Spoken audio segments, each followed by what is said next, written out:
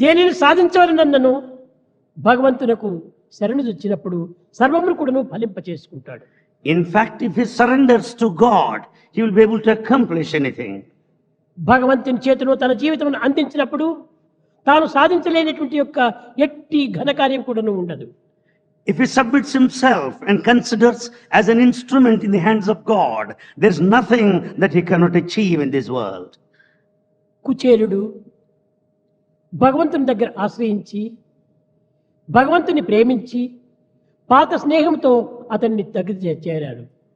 Kuchela surrendered to God, and based on his former friendship, he approached God. కానీ అతనికి ఎట్టి భాగ్యమును అందించాడు భగవంతుడు చరిత్రనే మనకు నిరూపిస్తూ ఉంది. You know the story of Kuchela, how he was gifted with all the prosperity by God himself.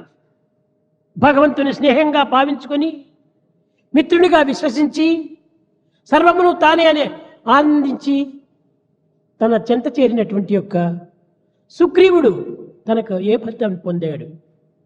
You know what happened to Sugriva, who was in the company of Rama as a friend, sought his friendship.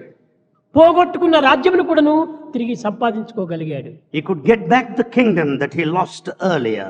విభీషణుడు పడరాని బాధల చేత లంకలో అనేక విధములుగా నామస్మరణ చేస్తూ కాలమును గడుపుతున్నటువంటి నిరాశపరుడైనటువంటి యొక్క విభీషణులకు కట్టకడపటికి ఏ గతి పట్టింది?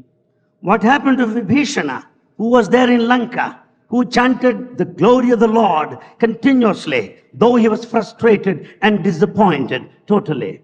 తన బాధలను నివారణ చేసి లంకకే రాజ్యాధిపతిగా చేశాడు రాముడు. Rama made him free from all the suffering and made him the king of Lanka. ఒక్క పరి ఏ కించిత్తైనా సరే భగవంతునికి అర్పితం చేసినప్పుడు ఎంతటి ఘనకార్యమైన ఎంతటి అల్పమైనప్పటికీ అధికంగా రూపొందింపజేస్తుందో.